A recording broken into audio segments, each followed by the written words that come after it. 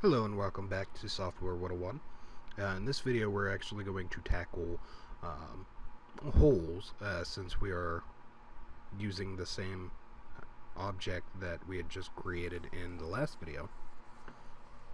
Now there's a lot of debate with certain people about the way of creating holes.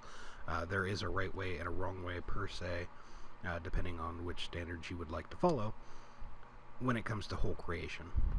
Now you will have some people that create a sketch on a plane and throw a circle in there, and I'm just going to quickly dimension this information. So we'll give it a diameter of 1, offset this 1 inch from that edge, and 2 inches from that edge. Finish sketch, and they do what's called a cut extrude. This is not the way you want to create holes. There's a hole feature in Inventor for a reason.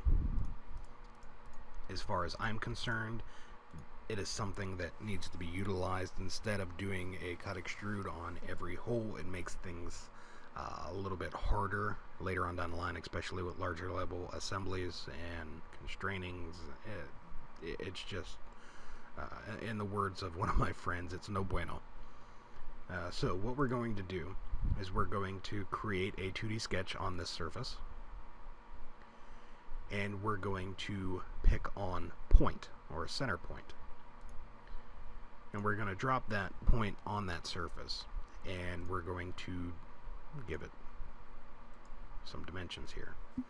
And just like I did with the last one, it's going to be 2 inches from that edge and 1 inch from this edge. This is all you need for that particular hole. I'm going to hit finish sketch, and I'm going to click on the hole feature. Now automatically it deduces that it's from a sketch, which you can pick different features. We'll get into that later. You have different hole types. You have your selection for drilled, counterbore, spot face, countersink. Counterbore is just like it sounds. Let me zoom in here a little bit and give this a higher value. This is for recessing certain things such as cap screws or cap bolts.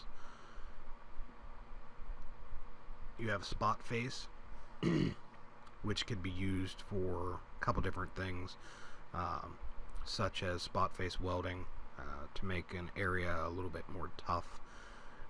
Whether or not you just want the washer to recess in that area, so on and so forth. And also you have your typical countersink. Now with the counterbore, the spot face, and the countersink, you are going to need information on the hardware that you're going to be using. This is where hardware information and or machinist handbook come into play. I'm not going to get too in depth with that because that's not what you're here to learn about. But you will need the information. So for your counterbore, you will actually need the bore diameter information. You will need the bore depth information, as well as your drill through information. Countersink is a little bit more involved.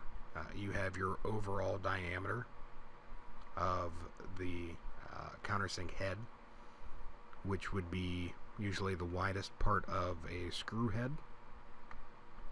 You have the degree of the countersink angle, which a lot of times it's 82 degrees, sometimes it's 110. You can get that information, like I said, either through a machinist handbook, or you will get that typically from hardware specifications of the hardware that you're going to be using. In this case, what I'm going to do is I'm actually going to just pick drilled, because I'm just going to drill a hole. Now you can choose a couple different termination options. So right now it's selected at through all. You can also do by distance. So if you just want to go 1 inch into that surface, or 2 inches into that surface, so on and so forth. Whenever you do a distance or a 2, you also, well, depending on how your 2 is set up, you will get the option of your drill point, whether it's an angled drill point, which almost all of your standard drill points are angled drill points, typically with a 118 degree point on it. And you also have the option of doing a flat drill point, which is more or less your milling bits and things of that nature. So for this instance, I'm actually going to leave this at one. Oh, actually, hold on here. I did not want to click on that.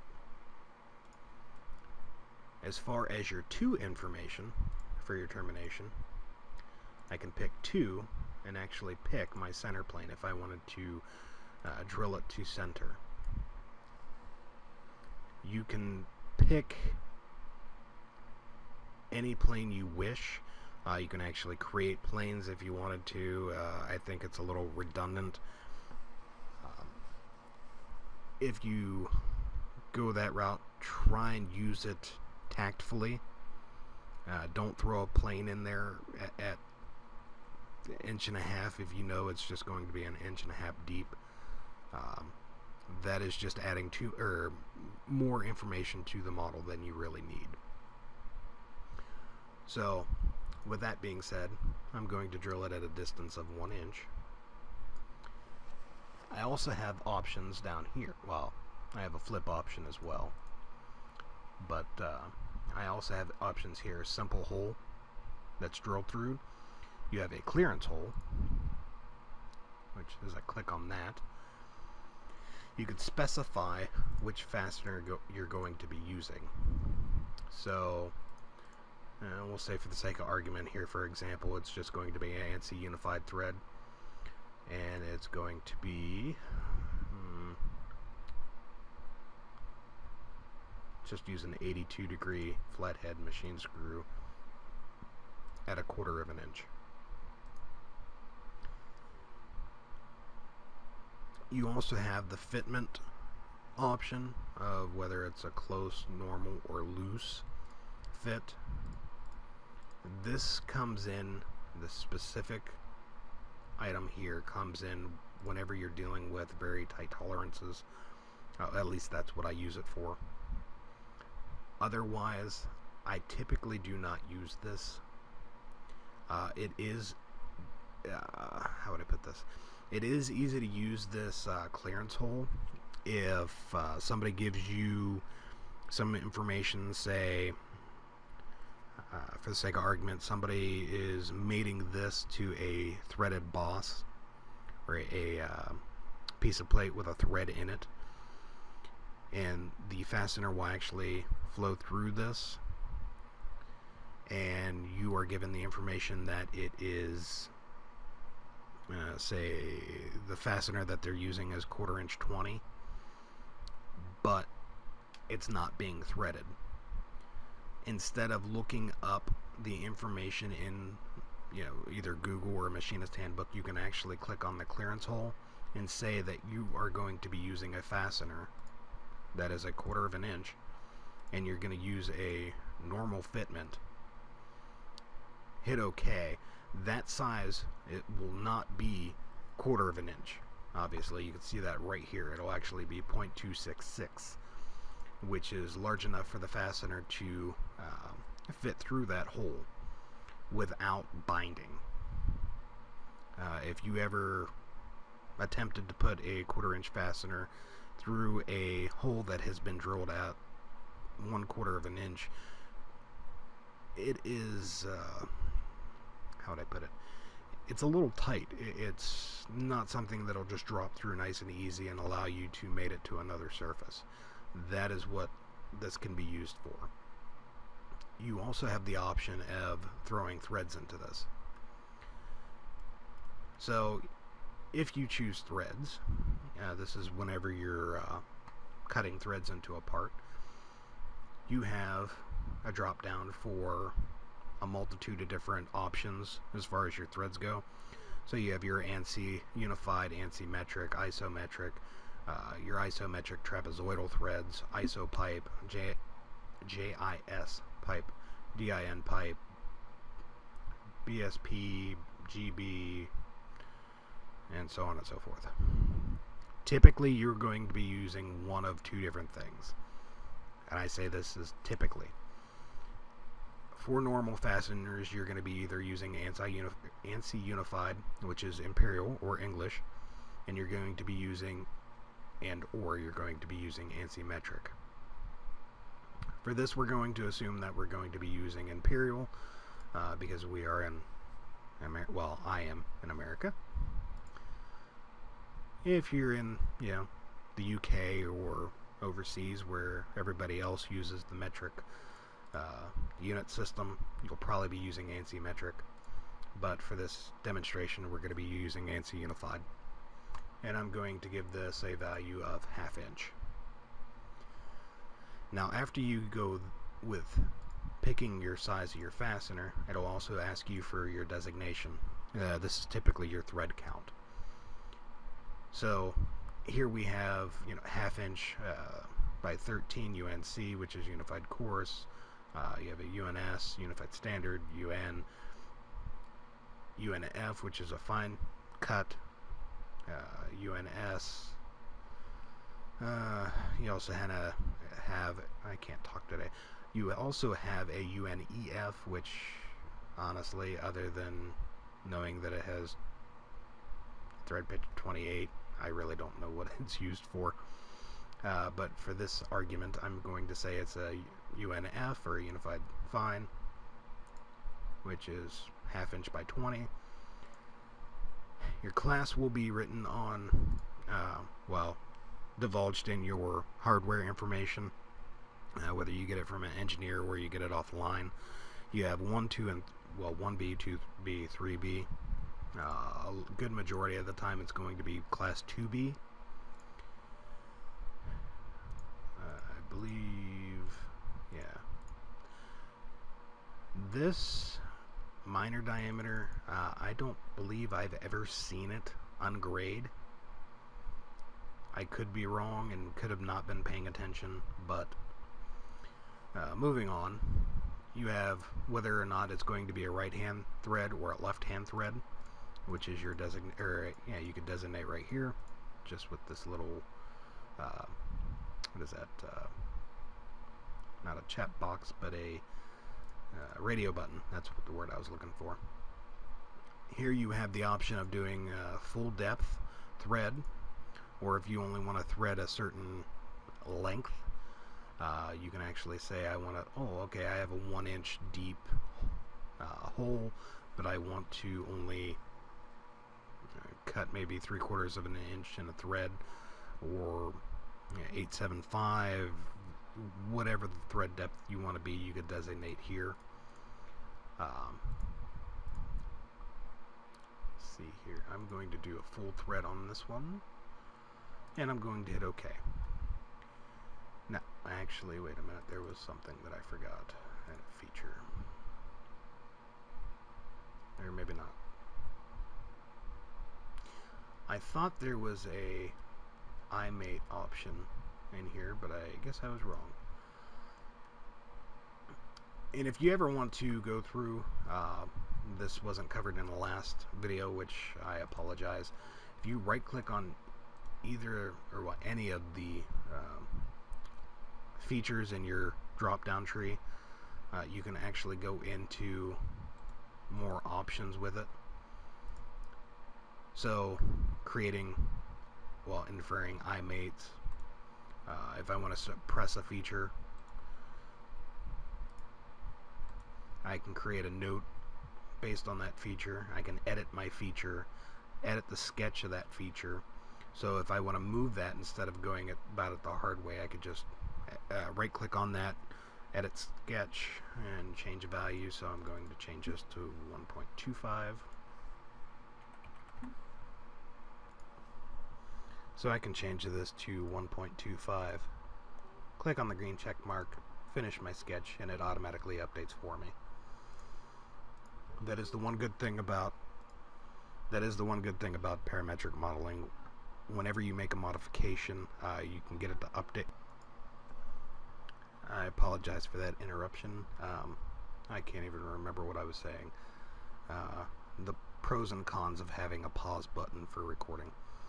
I believe it was something to along the lines of parametric modeling compared to the old school AutoCAD ways.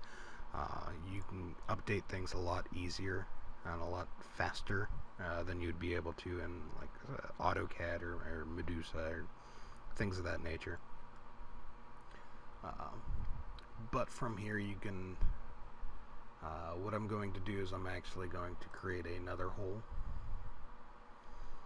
Now you can create a linear hole on a surface. However, you have to give it reference points.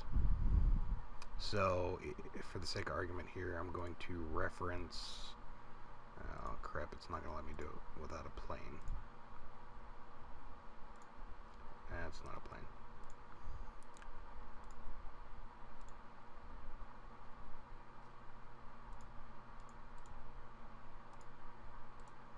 Okay, why are you not letting me project? That's right. So I'm going to give it 4375. And all I'm doing is I'm clicking on a face and dragging it in one direction or another. It'll snap. I think it's like every 16th or something like that. Or you can just assign it a value. But if I want to create a linear hole, I'm just going to create it on that face. And I'm going to say, well, 0.1. Why is it not letting me do that? There we go. For some reason it won't let me snap to my plane. However, I can tell you how much I actually use a linear hole placement. So from this edge that I selected, I could say that it's going to be 1.75 inches. I did not want to hit enter. And reference 2 is going to be from that edge, and that's going to be 3.125 inches. And as far as this one's concerned, I'm going to get into the last option in the hole options, if you will. And this is a tapered hole. This is typically for like your NPT fittings for plumbing and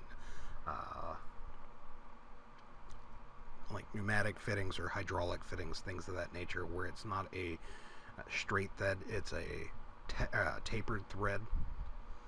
So if you're doing something with hydraulics or pneumatics, something along that line, you can choose from your different options here. NPT for PVC pipe and fitting, NPT, ISO taper, JIS, DIN, so on and so forth. This should all be designated or given to you by something like an engineer, or if you're doing this on your own for like a side project or something, you will have to figure that out based on hardware information via a catalog or machinist handbook. So for this, I'm just going to give it a NPT of a 1/2 inch and hit OK. Now this is actually a tapered hole with a step, which is designed to fit an NPT threaded fitting. And I'm going to do this. Now I can pick my planes. Okay. So you have concentric placement, where you can pick your plane, which is the plane that you're actually going to create that on, which is a little interesting to say the least. I do not use this, I think, at all. However, this is whenever you're getting onto placing holes on planes and things of that nature. We'll get into that a little bit later on. And then if you are creating a point, whether it be in 2D space or 3D space, you can go into your placement on point, which is kind of somewhat like when it's based on a sketch, but not quite. I'll get into that later as well. And since I don't need these, I'm actually going to delete them.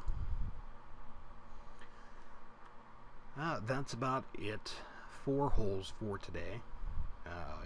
You will see this come into play more and more. You'll actually see it come together a lot more in the near future. Whenever you watch through some more of these videos, just one point going from one to another, it should start making more sense to you. I apologize right off the bat because I'm not the world's best teacher. I do know the program, and although I may stumble with certain areas because I haven't used them in so long, or I readily don't use them on a regular basis, I try and teach you guys the best of, with the best knowledge that I have. With that being said, I don't know everything. I don't claim to. So, if you have questions or concerns, please feel free to drop me a line in the comment box below.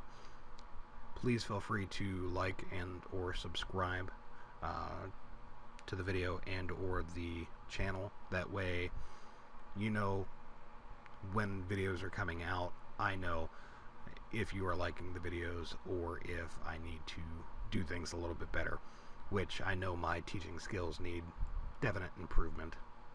But for now, that's going to be it for us, and stay tuned for a new video to come in the near future.